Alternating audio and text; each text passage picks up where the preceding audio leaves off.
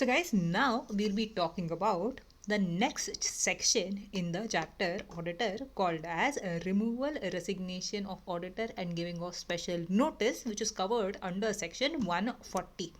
Okay, so first let us analyze the section and see what are the contents of the section.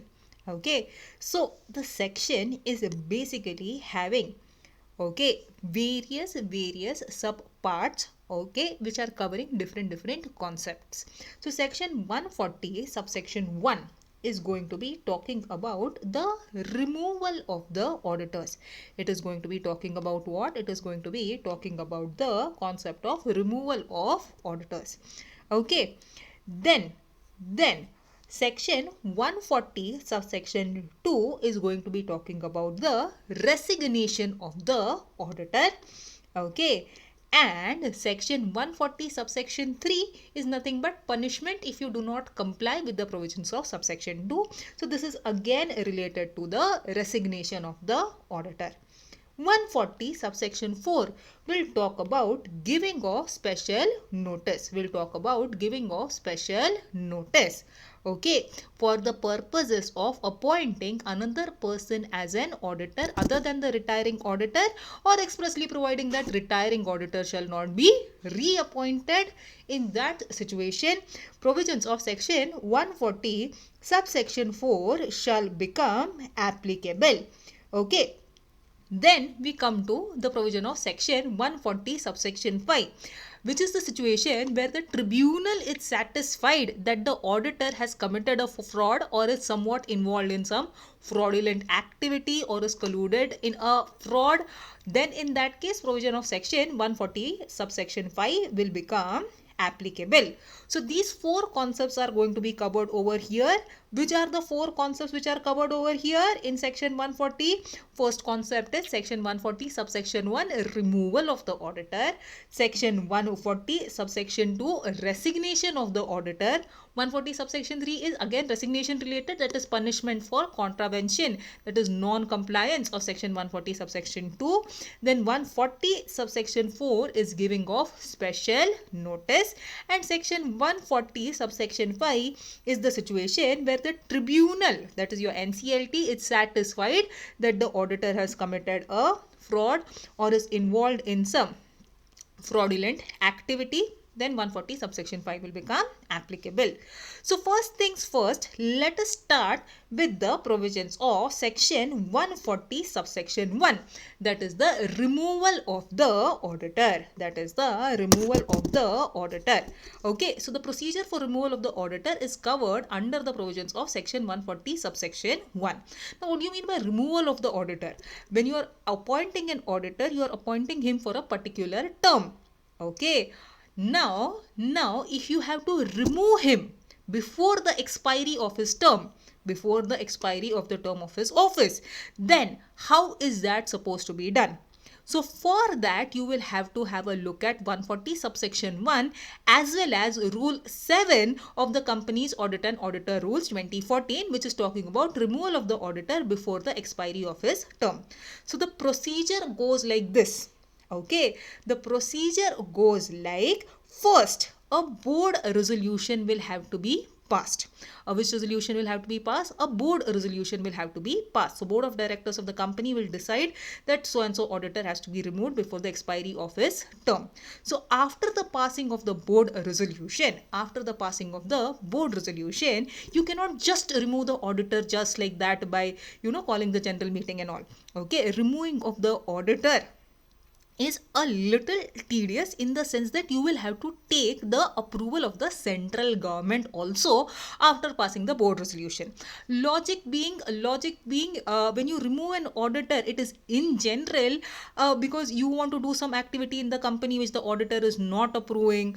So maybe that is some kind of a wrong activity, some kind of a fraudulent activity, so that is why probably you're removing your auditor. So hence they have stated over here that central government approval shall be required for removing the auditor. So first pass board resolution. After the passing of the board resolution, within a period of 30 days, within a period of how many days? 30 days, you will have to make an application to the central government. You'll have to make an application to the central government for getting an approval, of the central government. Okay, then after central government has given its approval for the removal of the auditor, then within a period of 60 days, within a period of how many days? 60 days of the approval of the central government, within a period of 60 days of the approval of the which government? Central government. Okay, you will have to convene a general meeting and pass a special resolution. You'll have to convene a general meeting and pass a special resolution in the meeting. Okay, so special resolution, that is 75% of the members of the company who are present and voting shall agree to the removal, and that is how an auditor shall be removed. When you are making an application to the central government for taking the approval of the central government, the application shall be made in form ADT2. This is the form in which you will have to make the application and take the approval of the central government. So that is the basic procedure. First, pass board resolution. Then within 30 days of passing of the board resolution, make an application to the central government in form ADT2 to take the approval of the central government. Once the central government gives the approval for the removal, then within a period of 60 days, hold a general meeting, okay, and pass a special resolution. That is how the auditor shall be removed. Okay, now before removing the auditor, you will obviously always give him an opportunity of being heard. That is the concept of Audi alterum partem. Audi alterum partem means no party shall be condemned unheard, means you have to hear the other party out. So obviously the auditor shall be given a chance to speak, shall be given a chance to defend himself as to why he shall not be removed.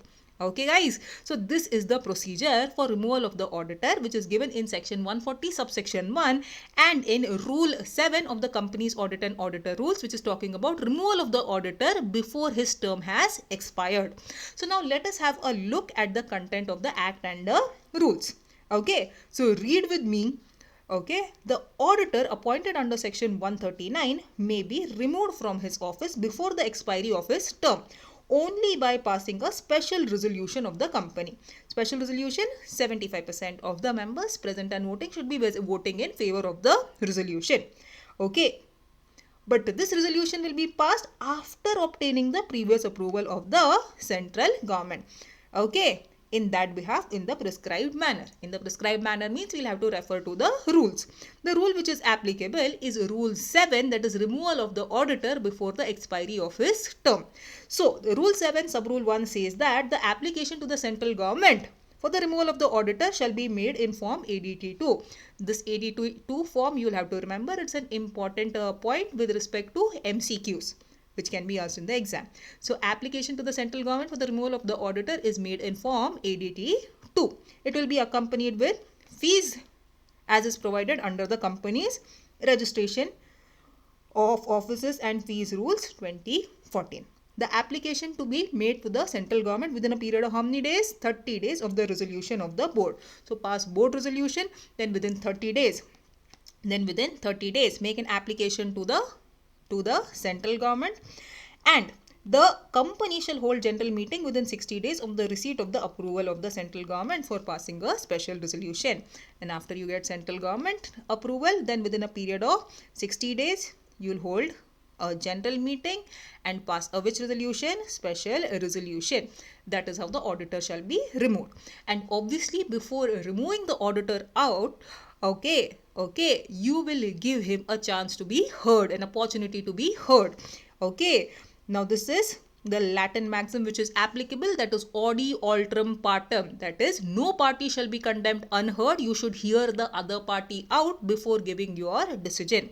So that is included in this proviso, which says that provided that before taking any action under this subsection, the auditor concerned shall be given a reasonable opportunity of being heard. Auditor concerned shall be given a reasonable opportunity of being heard. Okay, so that is the procedure for removal of an auditor. Now let us have a look at the chart. Chart is for summarization purposes, so that before your exam you can refer to it and you will be able to revise it soon. Okay, so section 140 subsection 1, removal. The auditor appointed under section 139 may be removed from his office before the expiry of his term only by special resolution after obtaining previous approval of the central government in the prescribed manner. Application to the central government will be made in form ADT2. Okay, application shall be made within 30 days of passing the board resolution, and company will hold a general meeting within 60 days of the receipt of approval of central government for passing special resolution. And before taking any action under 140 subsection 1, the auditor concerned shall be given a reasonable opportunity of being heard, that is audio alteram partem. No party shall be condemned unheard, and you should hear the other party out. So that was the removal of the auditor.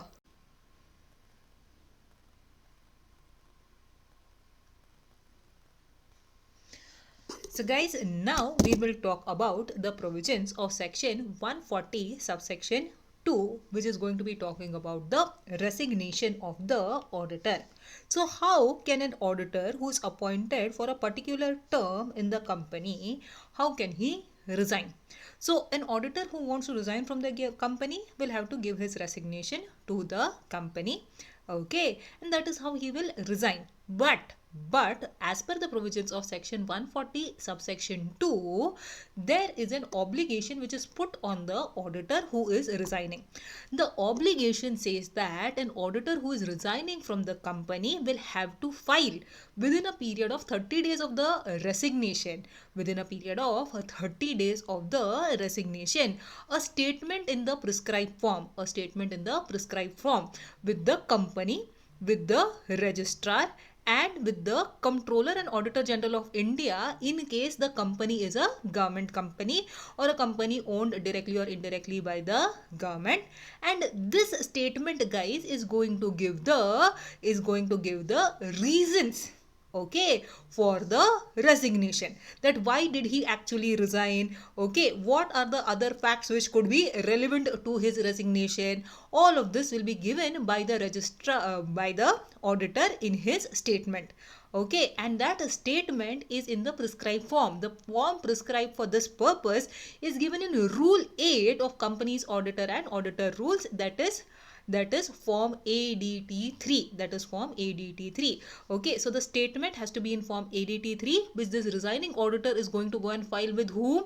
With the company and the registrar, and also with the CAG in case the company is a company which is a government company or a company owned directly or indirectly by the government. So what is the logic of this particular provision? The logic of this particular provision is that if an auditor is resigning, okay, maybe there are certain circumstances in the company which are indicating like a fraud which is happening in the company or which may happen in the company, or the circumstances are such that there is some malpractice etc going on in the company, and the auditor does not want himself to be associated with such a company. That is why he is resigning.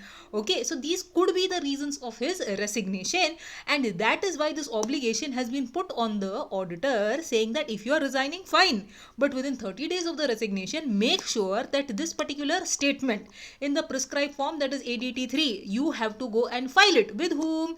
With first point company, with second point registrar, and in case the company is a company as per 139 subsection 5, that is a company which is a government company or company owned directly or indirectly by the government, then you will also have to file it with the CAG. What will be given in the statement? What will be given in the statement? In this statement, the reasons for the resignation and other relevant facts relating to the resignation will be stated. Okay. ADT3 you will have to remember from the perspective of any MCQ. Okay. Plus, as per the provisions of section 140 subsection 3, there is a punishment for non-compliance of subsection 2. So if you do not comply with section 140 subsection 2, you will be punished as per 140 subsection 3. So after resignation, if you do not file the statement with the company and the registrar and with the CAG in cases of government companies, then the punishment is that the auditor will be liable to a penalty of 50,000 rupees or an amount equal to his remuneration, whichever is less. Plus, in case the offense is a continuing failure, that is, he did not do it after the 30th day, not even on the 31st day, so on and so forth. He kept on continuing to do the default, then a further penalty of 500 rupees for each day during the period which the failure continues. Okay, so 30 days are over. After that, 31st day also he didn't do, then 32nd day also he didn't do, then 33rd day also he didn't go and file the statement. So for every day for which the default is happening, there could be a further penalty of 500 rupees for each day, but this is subjected to a maximum of 2 lakh rupees. Subjected to a maximum of 2 lakh rupees. This is the current latest limit. Okay, fine. So this is the provision for the resignation of the auditor and the obligation which is put on the auditor for his resignation. Let us have a look at the chart for the purposes of resignation. Okay, so the chart which is our revisionary summary chart, have a look. 140 subsection 2 resignation. The auditor who has resigned from the company will file a statement within a period of how many days? Within a period of 30 days. Okay, in the prescribed form. What is the prescribed form? It is ADT 3 as per Rule 8 of Companies Audit and Auditor Rules 2014. He is going to file the statement with whom? With the company, with the registrar, and for companies as per section 139 subsection 5 also with the CAG. Companies as per 139 subsection 5 are government companies and companies owned directly or indirectly by the government. Over there he will indicate the reasons and other facts as may be relevant to his resignation. Okay. Going ahead, if he does not do so, then there is a penalty provision in 140 subsection 3, which is rupees 50,000 or an amount equal to the remuneration of the auditor, whichever is less. And in case of an continuing default, it is a further penalty of rupees 500 rupees for every day during which the default continues, subject to a maximum of 2 lakh rupees. So guys, that was the provision with respect to the obligation put on the auditor in case he is resigning from the company.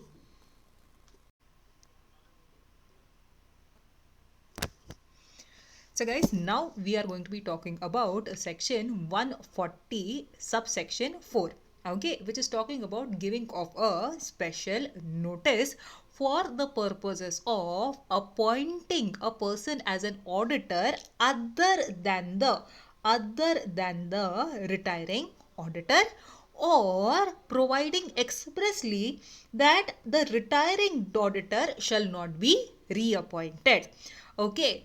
So first, what is giving of special notice? So guys, the provisions of special notice we have already covered under the provisions of section 115, wherein a group of members of the company who are either having 1% of the total voting power of the company, or they are having shares on which an aggregate sum of rupees 5 lakh has been paid up. Okay, they are giving a notice to the company that they want a particular resolution to be proposed and voted upon at the meeting, okay, for appointing a person as an auditor other than the retiring auditor. So new persons they want as the auditor in the company, okay, or expressly providing that they do not want this particular retiring auditor to be reappointed. So auditor's tenure is over. Okay, certain members have given a special notice that a retiring auditor shall not be reappointed or some other person shall be appointed in his place. Okay, for that they have given a special notice to the company. Who are the persons eligible to give a special notice to the company? Are members who are having 1% of the total voting power of the company, or they are holding shares on which an aggregate sum of rupees 5 lakh has been paid up. Okay, so these people have given a special notice to the company that they want to propose these particular resolutions. Okay, the details of special notice are covered under section 115. So they have given a special notice to the company. This special notice is going to be required for these two resolutions.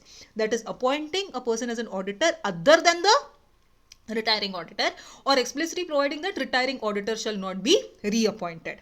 Obviously guys, this special notice shall not be required in case the concept of rotation of auditors is applicable to the company as per the provisions of section 139 subsection 2, and the auditor has already completed his consecutive tenure, okay, of 5 years, or in case of an audit firm 2 terms of 5 years, that is 10 years. So in case concept of rotation of auditors is applicable to the company and the auditor is an individual auditor and he has completed his 1 term of 5 years, or in case of an audit firm they have completed their 2 terms of 5 years, Okay, then this giving of special notice for the purposes of appointing as an auditor a person other than a retiring auditor, or providing expressly that the retiring auditor shall not be reappointed. For this purpose, special notice will not be required in these two circumstances.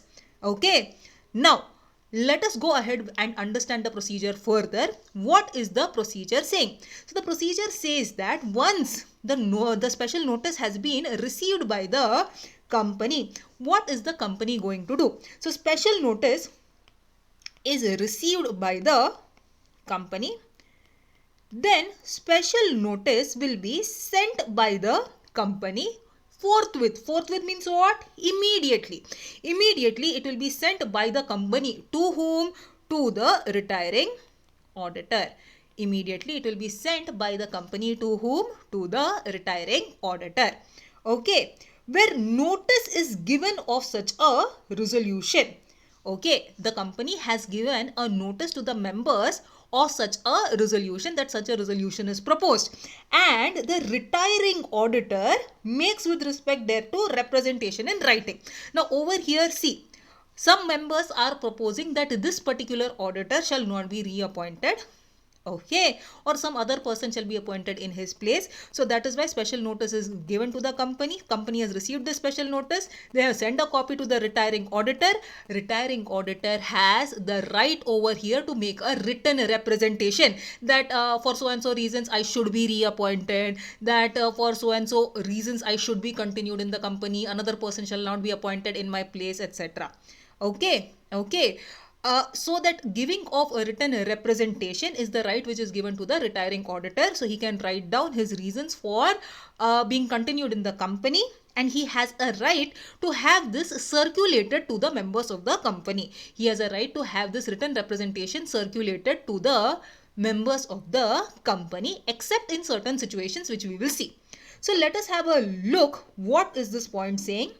Okay. So, section 140 subsection 4 clause 3 says that where a notice is given of such a resolution and the retiring auditor makes with respect thereto a representation in writing to the company not exceeding a reasonable length. Obviously, it cannot be too long. If he is writing a very long letter or something, it will be difficult to have it circulated to the members. Okay, he is giving a written representation to the company not exceeding a reasonable length, and he is requesting that it shall be notified to the members of the company. Then what will the company do? Then the company will firstly, until and unless it is received too late for it to do so.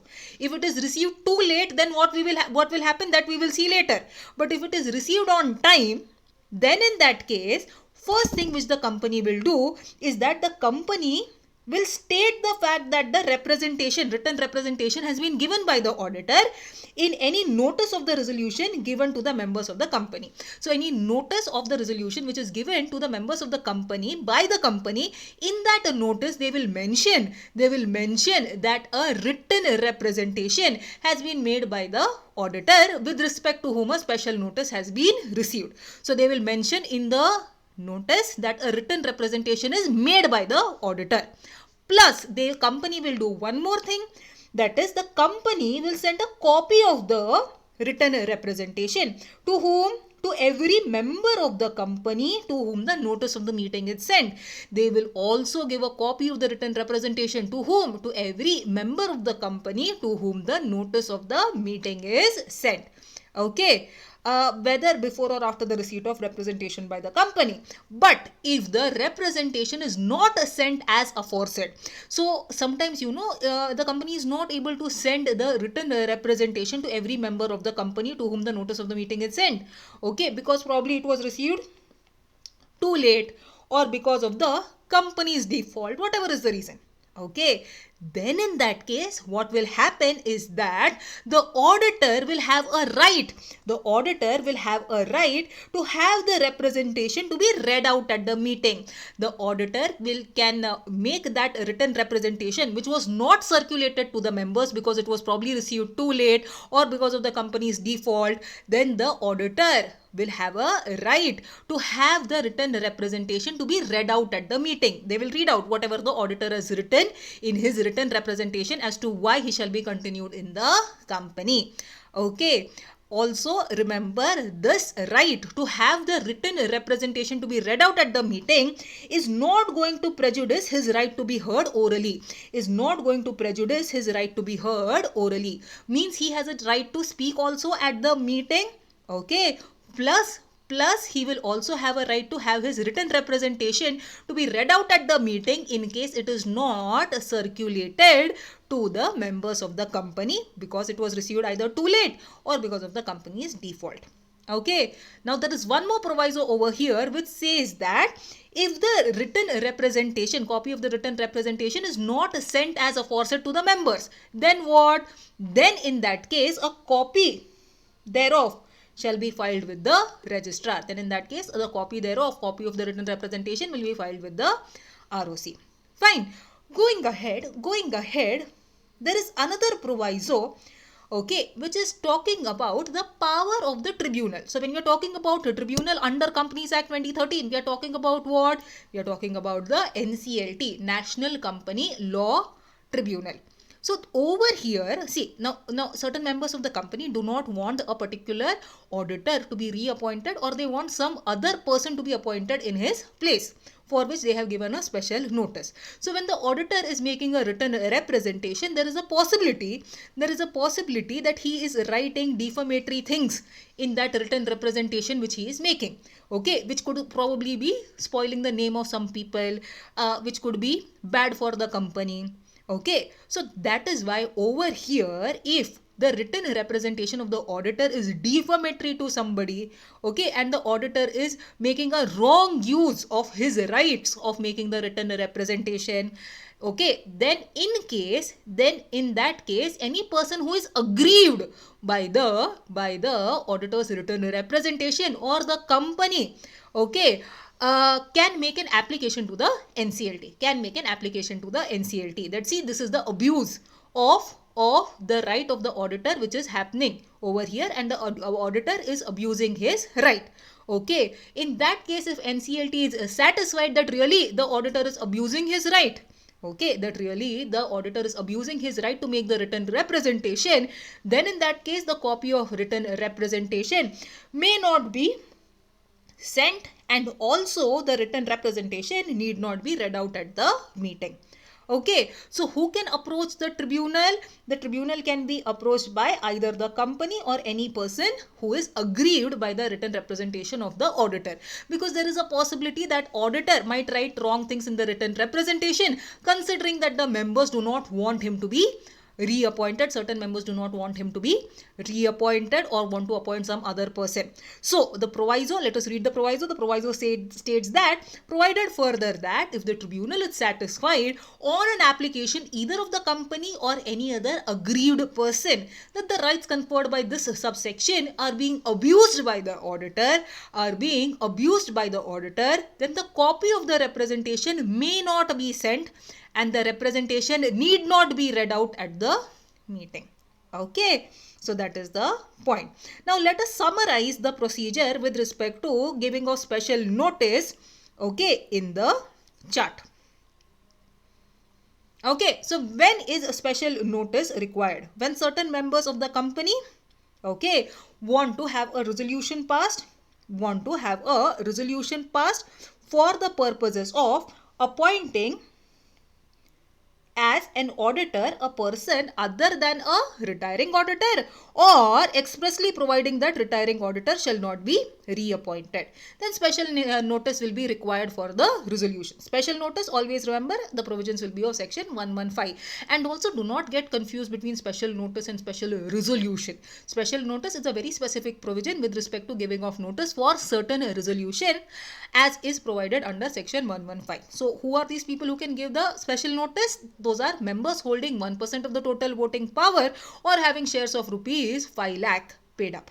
Okay, so they want to pass a resolution, they want to propose a resolution that the auditor retiring auditor shall not be reappointed or want to appoint somebody else as the auditor other than the retiring auditor. This special notice obviously shall not be required in case the company is such a company under 139 subsection 2.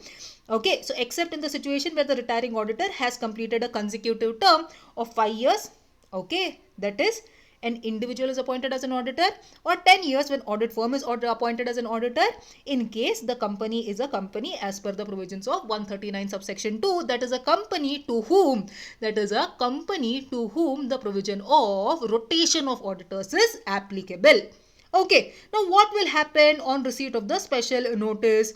Once the special notice is received by the company will immediately forthwith give a copy of it to whom? To the retiring auditor. So company received the special notice, company gave it to the retiring auditor. Now, what will the retiring auditor do once he has received that notice? Okay, so where notice is given to of such a resolution and the retiring auditor is making a representation in writing to the company. Written representation he is making and is requesting it to be notified to all the members of the company. Okay, then company shall, unless it is received too late, what will the company do? Company will first state the fact that representation is made in the notice of the resolution given to the members of the company. That in the notice they will state that so and so auditor has made so and so written representation. Plus they will also send a copy of the written representation to every member of the company to whom the notice of the general meeting is sent.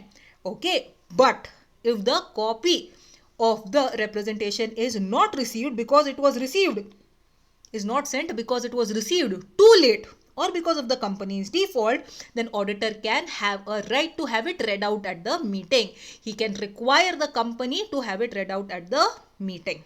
Okay, so he can require the representation to be read out at the meeting without affecting his right to be heard orally. So he can speak orally also, plus he can have the written representation read out at the meeting also in case it is not circulated to the members, either because it was received too late or due to the company's default. Okay. But if the copy of the representation is not sent as aforesaid, that is, it is not sent to the members, then the copy will be filed with whom? With the registrar. Then the copy will be filed with whom? With the registrar. Okay. Plus, another point we came across was the right which was given to the company or any person who is aggrieved by the written representation of the auditor. They can make an application to whom? To the NCLT. They can make an application to the NCLT. Who can make an application? Either the company or any other aggrieved person. And after the application, if NCLT is satisfied that the rights conferred by this subsection are being abused by the auditor, then in that case the copy of the representation may not be sent. Then in that case the copy of the representation need not be sent to the members, plus the representation need not be read out at the meeting. So guys, this was the provision of section 140 subsection 4 with respect to giving of special notice for the purposes of passing a resolution for not reappointing the retiring auditor or for passing a resolution that some other person shall be appointed in place of the retiring auditor.